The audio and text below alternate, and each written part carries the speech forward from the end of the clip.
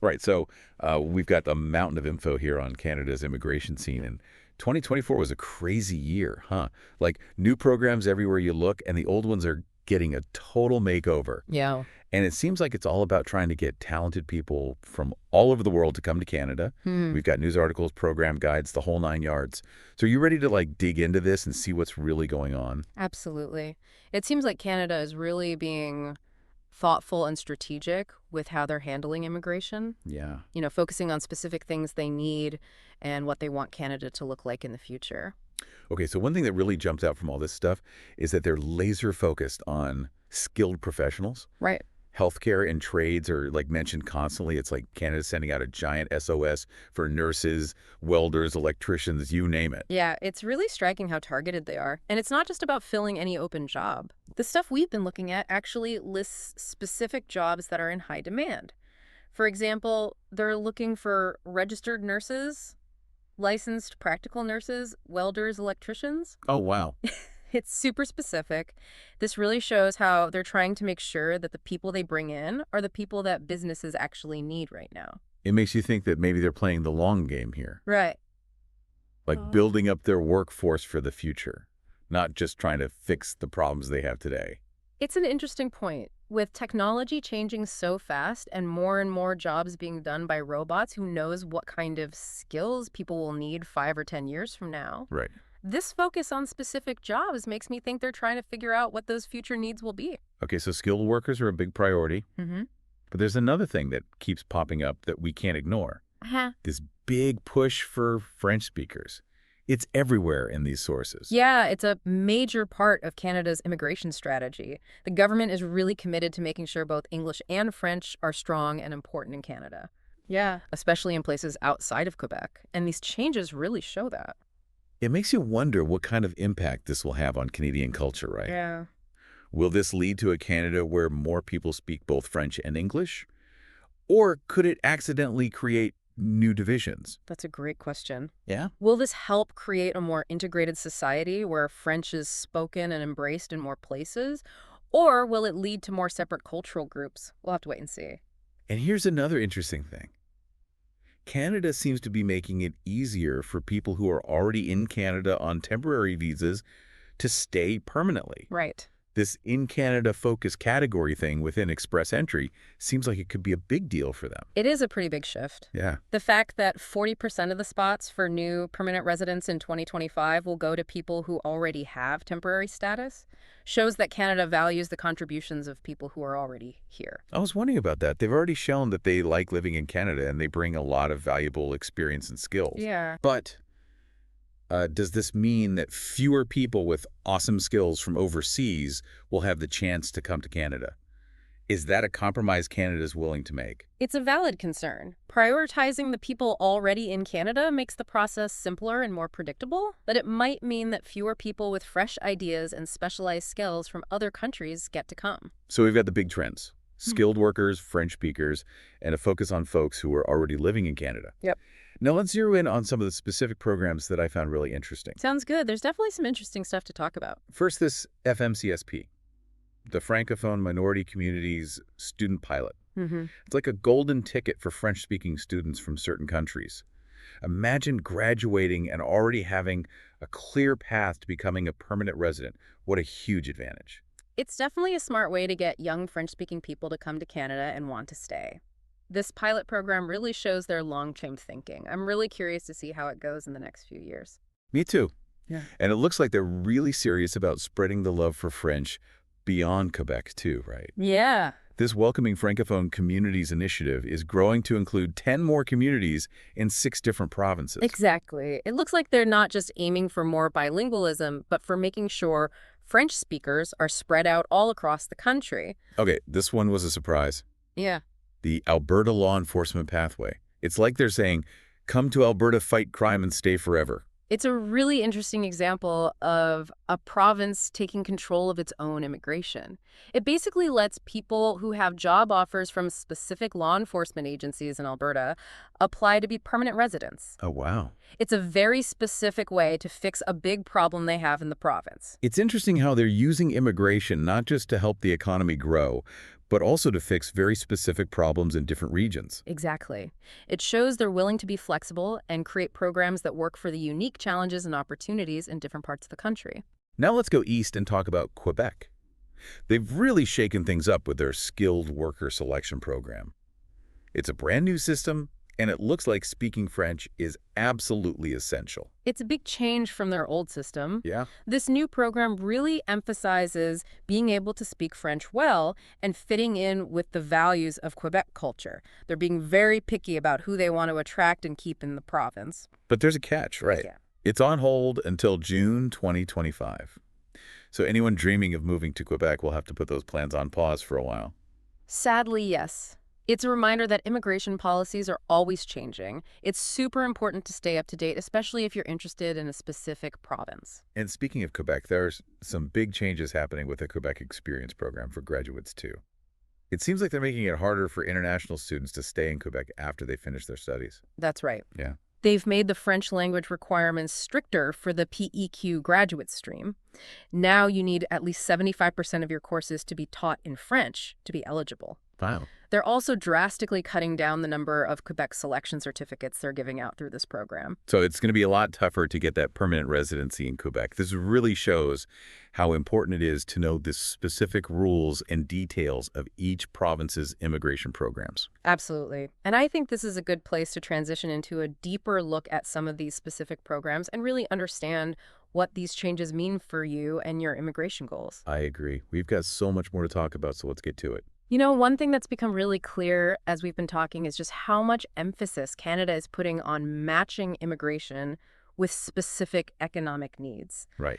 It's not just about getting skilled workers in general. Yeah. It's about filling very particular gaps in the job market. Totally. And we're seeing that in the federal economic priorities with Mhm. an express entry, too. Mm-hmm. It's like they're saying, hey, if you're in healthcare or a skilled trade or you speak French, come on in. We've got a place for you. Exactly. And it's more specific than just healthcare worker or skilled tradesperson. Okay. The stuff we've been reading actually lists specific job titles that are in high demand. Registered nurses, licensed practical nurses, welders, electricians, heavy-duty mechanics. Oh, wow. It goes on and on. It's incredibly detailed. It's like they did their research and know exactly who they need to keep the Canadian economy going strong. Right. It's all about finding the right people with the right skills to fill those really important roles. And that brings us back to the in-Canada focus category. Yeah. Dedicating 40% of those express entry spots in 2025 to people who are already living in Canada temporarily is a pretty big deal. For sure. I mean, think about it. Yeah. These are people who are already here living, working, paying taxes, contributing to their communities.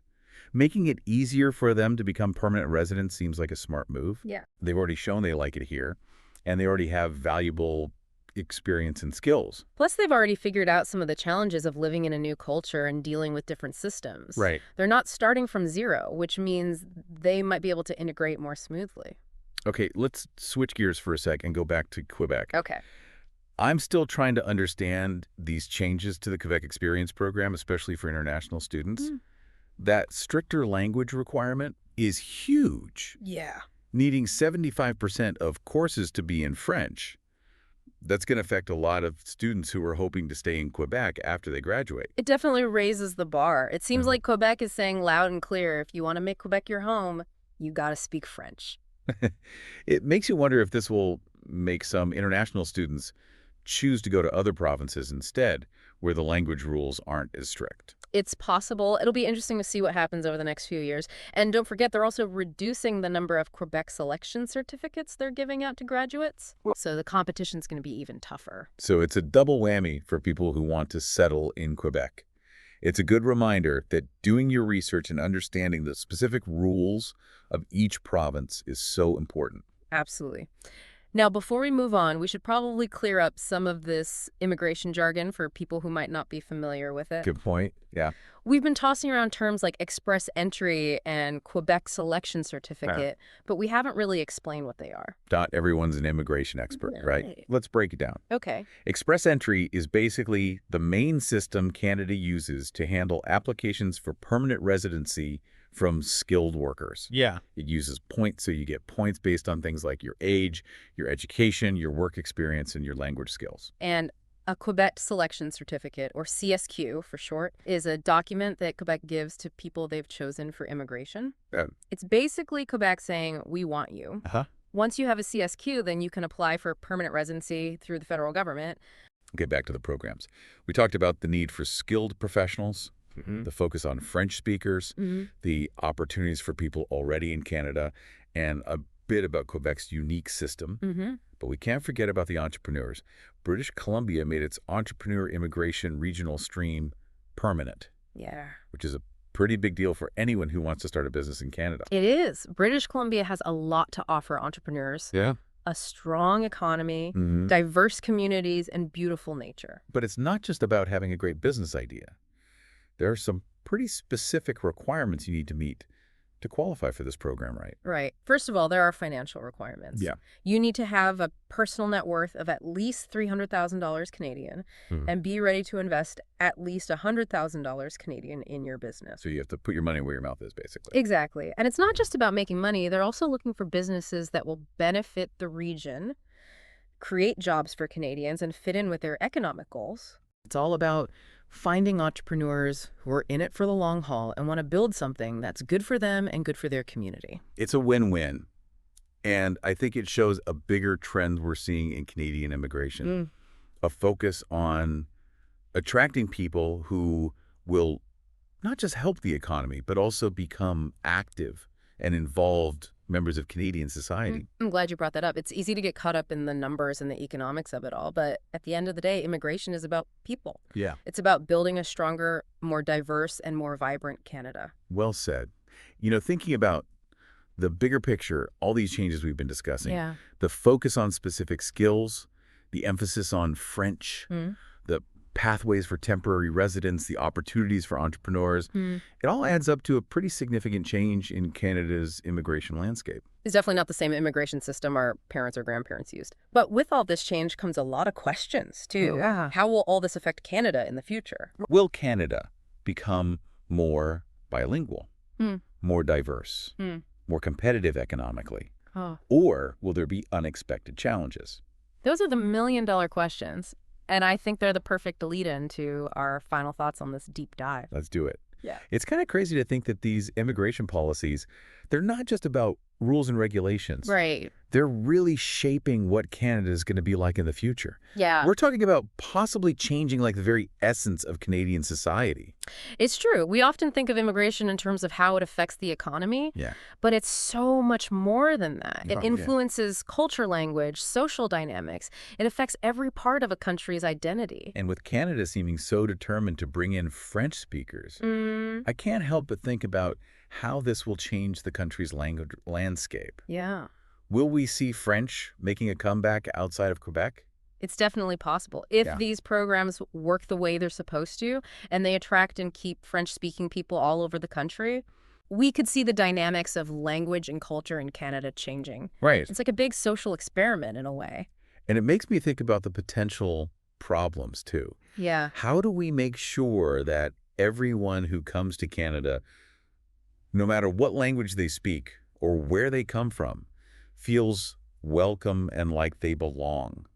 How do we create a sense of community and shared identity when our communities are becoming more and more diverse? Those are really important questions, and there's no easy answer. Right. It takes a lot of different approaches, like investing in language training and support services, encouraging people from different cultures to talk to each other, and creating opportunities for newcomers and people who have been here longer to connect and interact. And we can't forget about the impact this will have on Canada's economy. Right. Bringing in all these skilled workers is great, Yeah. but how do we make sure they find jobs that use their skills and experience? That's a good point.